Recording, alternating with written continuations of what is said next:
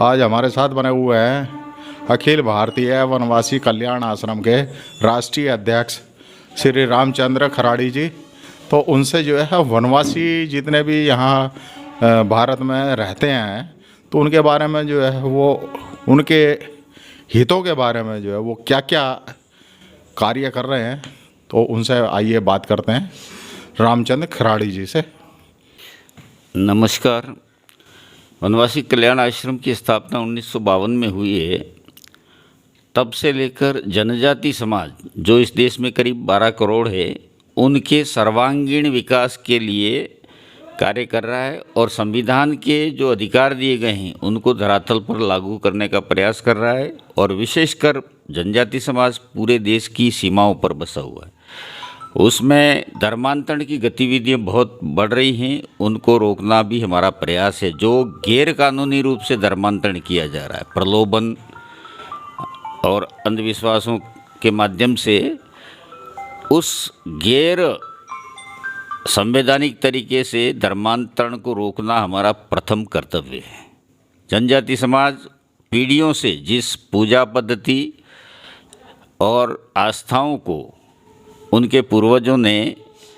उनको विरासत में दिए और संविधान भी उन आस्थाओं के संरक्षण का अधिकार देता है और उसके संरक्षण के कानून भी बनाए हैं, तो उन कानूनों को धरातल पर लागू करने के लिए और उनको संवैधानिक अधिकार दिए गए उनको और सामान्य वर्ग से सहयोग लेकर के हम ज़्यादातर कार्य उनके बीच में 21,000 प्रोजेक्ट चल रहे हैं, 266 छात्रावास चल रहे हैं, कई जगह हम कोचिंग चला रहे हैं, कई जगह सरकारी सेवा के लिए कोचिंग और कई जगह हम उच्च शिक्षा के लिए भी कोचिंग चला रहे हैं। तो खराड़ी जी, ये जो सरकार उनको ख़त्म करने पर तुली हुई है आदिवासियों को, तो ऐसे में जो है वो आपकी संस्था जो है क्या कार्य कर रही है उनको बचाने के लिए? सरकार आदिवासियों को ख़त्म करने का कर रही, ये बात तो ठीक नहीं लगेगी उचित, लेकिन सरकार की इच्छा शक्ति की ज़रूर कमज़ोर है, जिसकी वजह से पिछले आज़ादी के 70 वर्षों में नहीं हो सका। लेकिन वर्तमान भारत सरकार है, उसने जनजाति समाज ने जो 1857 से 1947 के बीच देश की आज़ादी के लिए, धर्म और संस्कृति रक्षा के लिए जिन आदिवासी महापुरुषों ने शहादत दी है, उनको सम्मान देने के लिए भगवान बिरसा मुंडा की जन्मतिथि को राष्ट्रीय जनजाति गौरव दिवस घोषित किया सरकार ने अपना प्रस्ताव लेकर के। तब से सरकार निरंतर जनजातियों के विकास के लिए बजट भी बढ़ा करके करीब 85 करोड़ के आसपास किया है और उनको शिक्षा, स्वास्थ्य और अन्य क्षेत्रों में सामान्य वर्ग के बराबर कैसे लाएं, उसके लिए पुरजोर प्रयास किए जा रहे हैं। और आपके सामने एक उदाहरण है कि जनजाति समाज जो पिछड़ा हुआ विकास के अंतिम पायदान पर है, उनकी उस समाज की एक महिला को भारत का सर्वोच्च संवैधानिक पद दिया है। इस तरह से भगवान बिरसा मुंडा की जन्म तिथि को भी पूरे देश के जनजाति समाज के शहीदों के नाम से पूरे देश में 15 नवंबर से अभी जनजाति गौरव दिवस के रूप में और सामान्य वर्गों के बीच में, और जनजाति समाज की जो भी मांगे हैं केवल जनजाति समाज के सांसद ही पूरी करवा सकते हैं, नहीं करवा सकते हैं क्योंकि उनके पास में संख्या कम है। इसलिए हम देश के सभी सांसदों से और सर्व समाज से इस समय एक जागरण और सहमति ले रहे हैं कि हमारे जो हक हैं संवैधानिक, उनको आप धरातल पर दिलाइए और जिससे ये समाज राष्ट्र विरोधी गतिविधियों के शिकंजे से बाहर निकले और अवैधानिक तरीके से धर्मांतरण जो हो रहा है उससे बचाया जा सके। उसके लिए हमने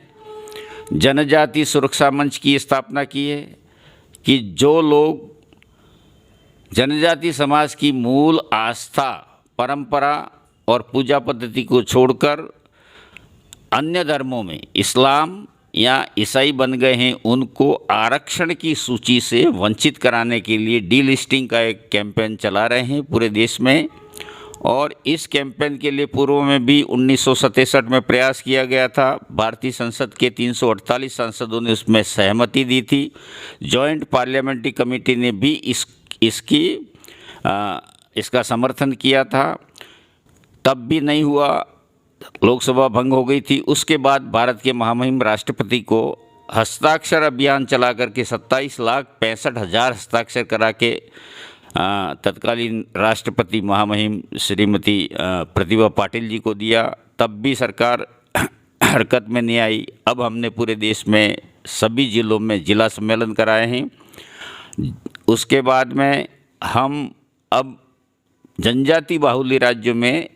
राज्य के मुख्यालय पर, राजधानी स्तर पर एक बड़े बड़े सम्मेलन कर रहे हैं। उसके बाद हम संसद तक पहुंचने का हमारा प्रयास है और ये हम आर पार की लड़ाई लड़ रहे हैं। नहीं तो हमारा समाज बिखर के देश विरोधी गतिविधियों में भी जाएगा और उनका स्वयं का विकास भी रुक जाएगा। खराड़ी जी, ये झारखंड में जो आदिवासी हैं उनको उनकी ज़मीनों से वंचित कर दिया गया और उनकी ज़मीनों को जो है वो अंबानी ग्रुप को बेच दिया गया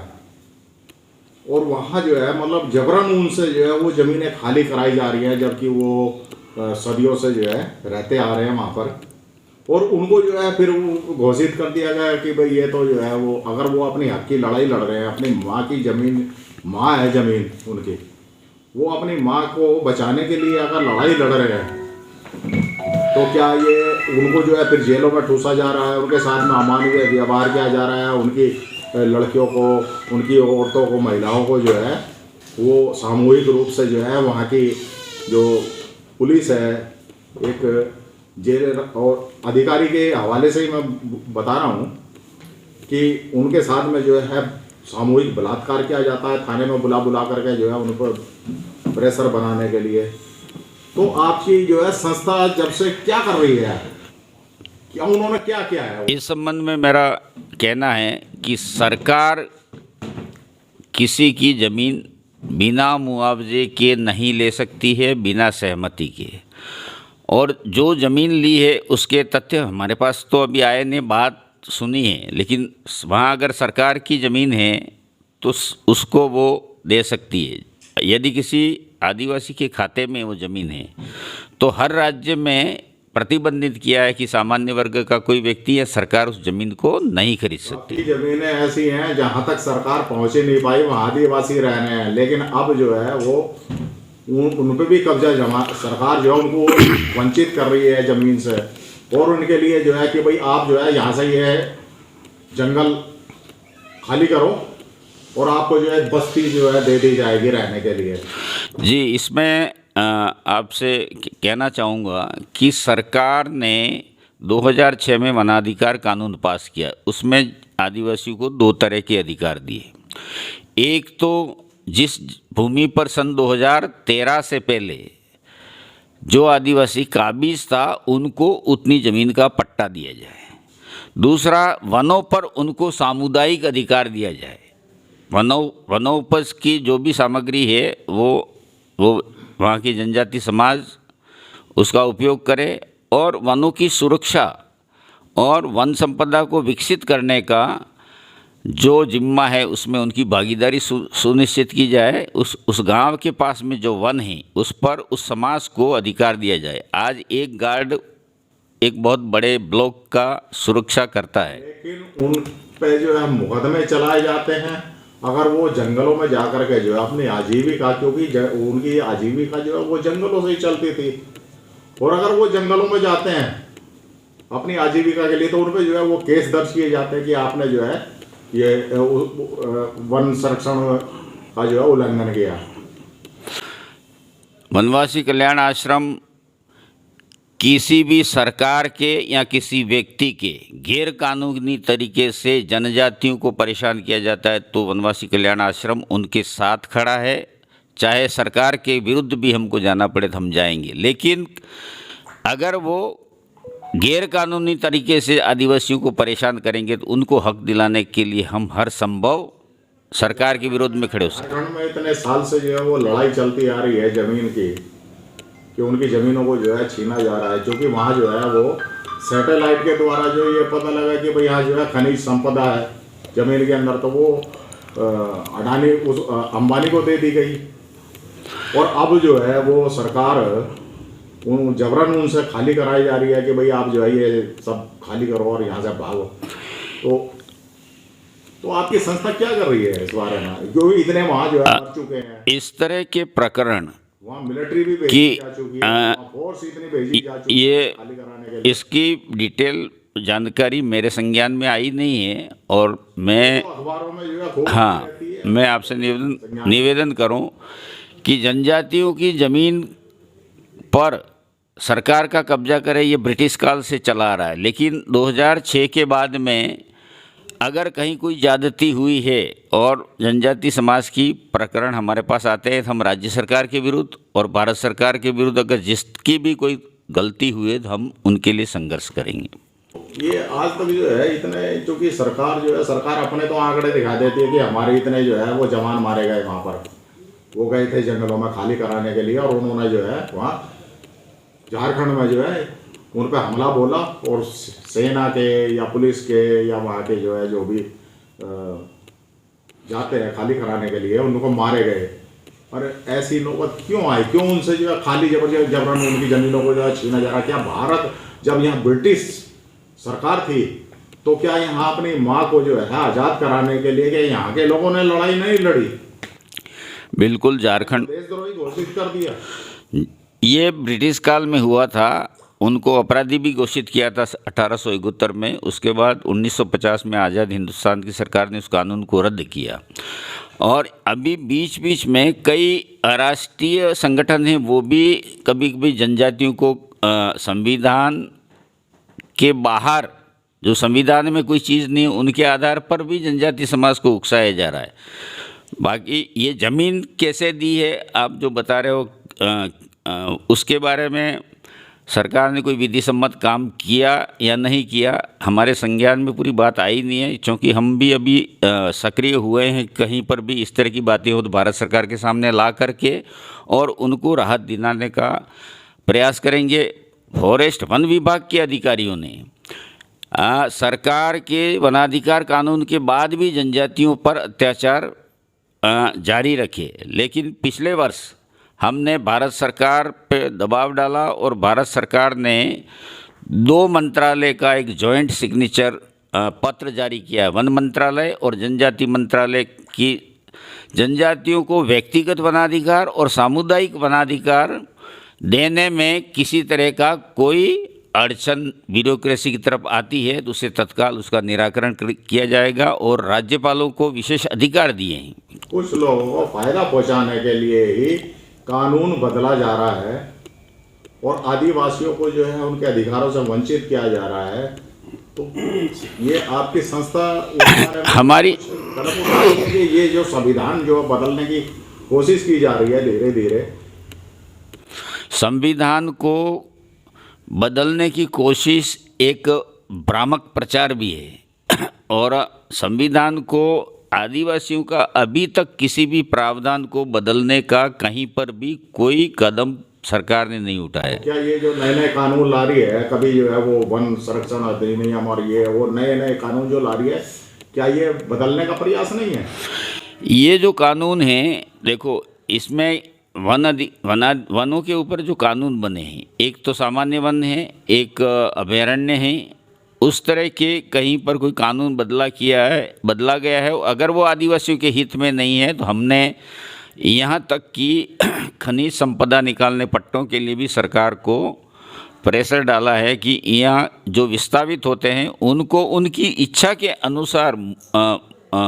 बसाया जाए और उस ज़मीन पर, क्योंकि विकास के लिए खनिज संपदा निकालना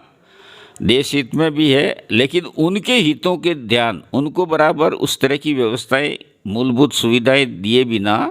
उनको हटाने के लिए हम भी सरकार के विरोध में, और सरकार भारत सरकार तक हम विरोध किया है उनका, और इस तरह का कोई भी गैरकानूनी जुल्म आदिवासियों पे नहीं हो। जब जब हमारे संज्ञान में ये बात आती है तो हम सरकारों के पास में, राज्यपाल महोदय के पास में राष्ट्रपति महोदय को भी पिछले दिनों हमारा एक प्रतिनिधि मंडल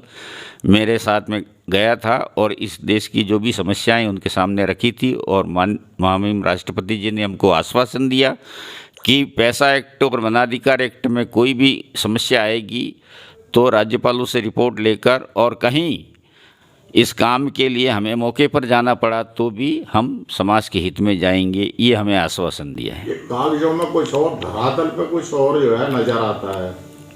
आप उड़ीसा में ले लीजिए, उड़ीसा में जो है जो वनवासी हैं उनकी भी बहुत ज़्यादा बदतर हालत है। उनको भी जो है वहाँ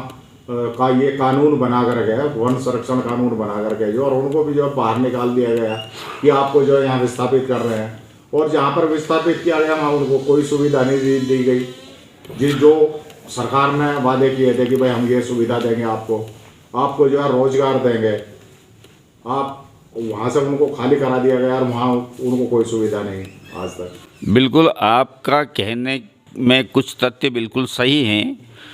कि सरकार कोई भी मुआवजा दिए बिना उसको हटाती नहीं है, लेकिन उनके पुनर्वास की जो व्यवस्थाएं की गई वो आज दिन तक जो व्यवस्थाएं की वो उस मापदंड के अनुसार या जनजाति समाज या आदिवासी समाज की इच्छा के अनुसार नहीं किया गया है। ये पूरे देश में भ्रमण करने के दौरान हमारे संगठन के भी संज्ञान में आया है, और हम आगे से इस तरह का कोई भी कदम सरकार उठाती है जो जनजातियों के हितों में जाए, कोई भी कानून संसद में पास होता है हम तुरंत उसका विरोध करेंगे। पिछली बार हमने खनिज संपदा अधिनियम बन रहा था, उसमें भी हमने विरोध किया और हमने कहा कि वहाँ जो भी खनिज संपदा जाती है तो उसके रॉयल्टी का 10 से 30% तक जिन विस्थापित हुए जो आदिवासी उनकी मूलभूत सुविधाओं के लिए दिया जाए, और हम लगातार इस पे प्रेशर बनाए हुए किसी भी तरह से उनको प्रताड़ित नहीं किया जाए। पिछले 100 वर्ष से वो प्रताड़ित हुए हैं, इसमें हमारा कल्याण आश्रम उनके साथ है। बहुत बहुत धन्यवाद। इसमें एक बार